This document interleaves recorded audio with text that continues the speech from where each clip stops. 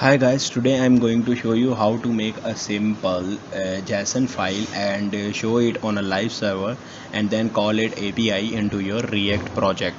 So first of all you need to do that. You just have to make a simple JSON file, and then here is I'm showing the JSON file. So as you can see it, here is the JSON file and it is a feed.json. Okay, so how can I live it on a server? So you have to install a simple extension here. Its extension name is live server. I have already installed it in my system. So this is a live server extension. And how can we show this API into our browser? So you just need to put it, go towards on the view and click on the command palette. In the command palette, show the live server, open live server, and click on it, open live server. It shows here a port 550. So it slowly and gradually it opens into the live server, and then you can see it all the JSON format file into the URL. Okay, so here as you can see, this is a feed.json, and when I click on this, so it shows an JSON format. So in this URL, I just call it URL into my React project. I have already made it. Okay, so what should I do that? I just delete all this kind of stuff, and in this kind of stuff I just want to show you something. So what you have to do, that you just need to make a simple component. So in component I just make the class feed and extends it from component. In this component I just make a constructor. Why I'm making this constructor? The reason is that I just want to make a state. So as you are familiar with these states, so here I just use a super keyword.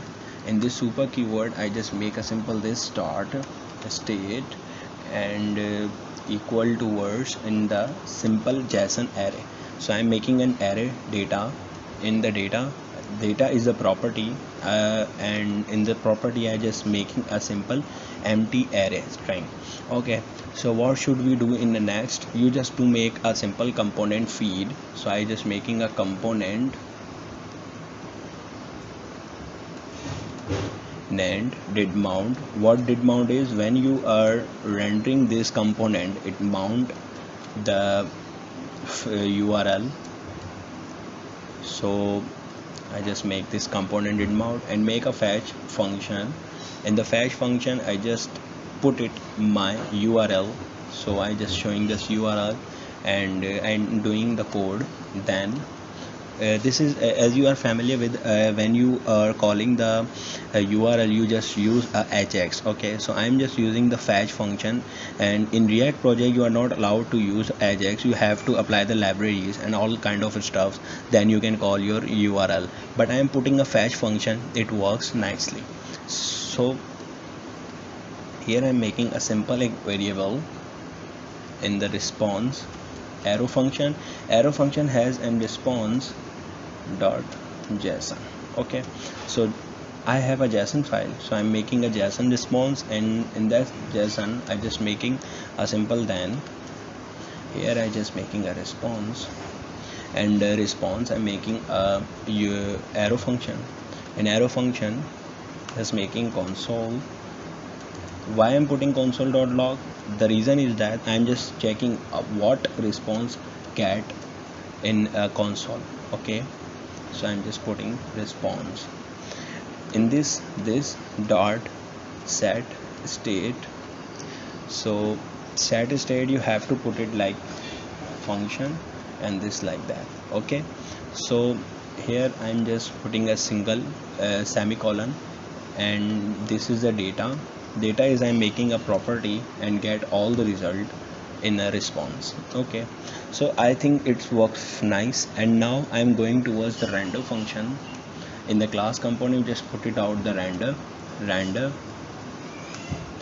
has return value return. In this return you have to put it like an order list.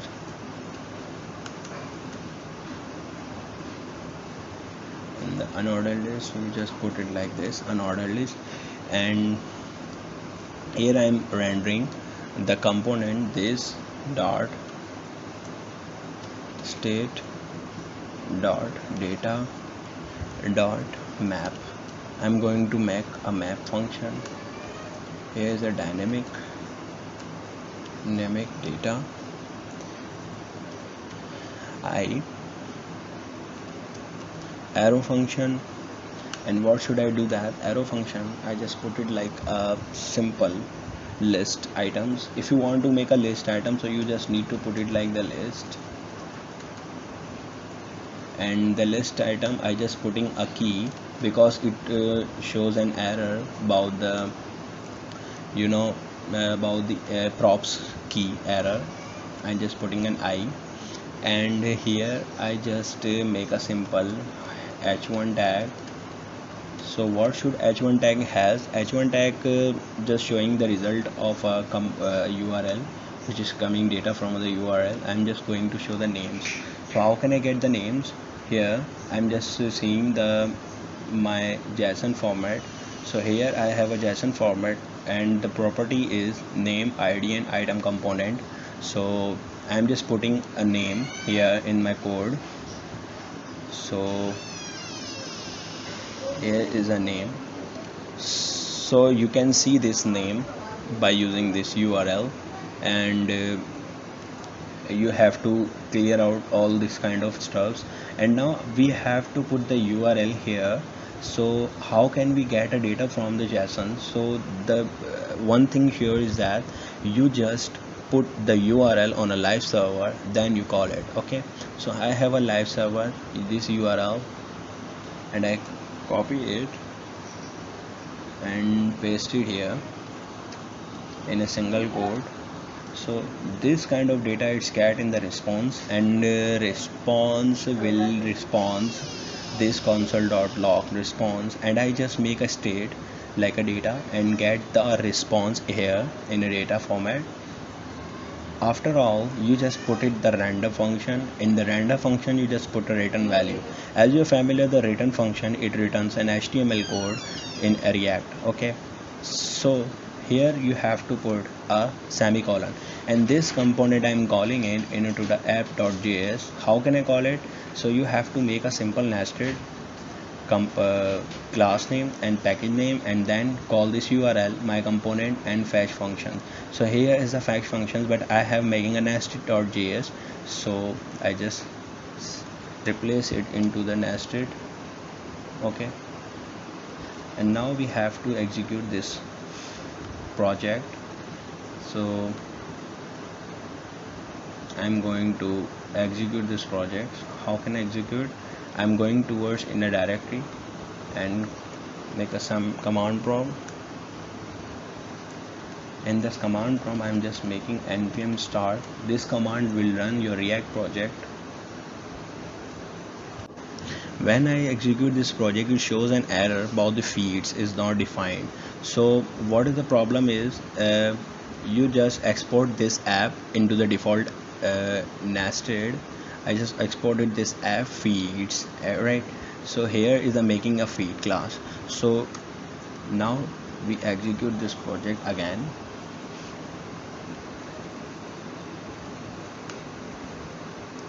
So it shows an error about the then response and response.json.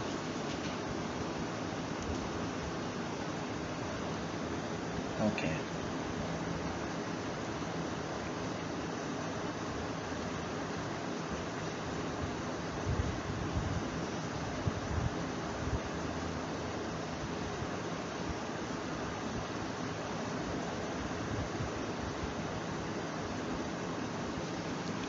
okay, I forgot it to apply the n here, and then now see it works or not. Now you can see this is data getting from the dynamic data.net, but the problem is why it's carrying this value.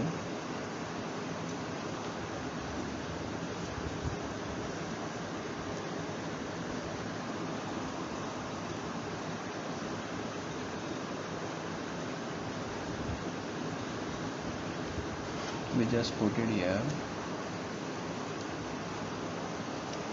and dynamic data dot name, and there's one, and this is not the states, and here you just need to put it the return value here like this. What should it showing that this expected functional call is showing expression assignment.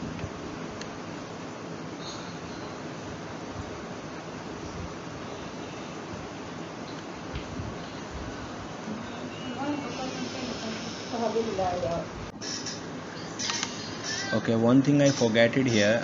I'm not rendering this, I'm just showing a simple hard code value. You have to put it like a single curly braces here, and then see it works or not. Now you can see this is a feed 1, 2, 3 and 5. So here you can see the JSON file is the feed 1, feed 2, feed 3, feed 4 and feed 5. If you want to work a nested JSON file, so you have to put a simple data.response. Response has a simple nested object like a property. If we can see that this is the name property here. In the name property have another array. So when we working on the nesting array, so you just put it out a name, and name has a property like a simple feed 1 and feed 2 and another record. So you can access here by using a simple put it out the property. So thank you so much for watching this video. I hope you understand all kind of stuff about how can you get a result from API. So if you have a REST API, you can call it a data from an API by using a live server extension. Thank you so much. You will keep watching my video, subscribe my channel. Allah Hafiz.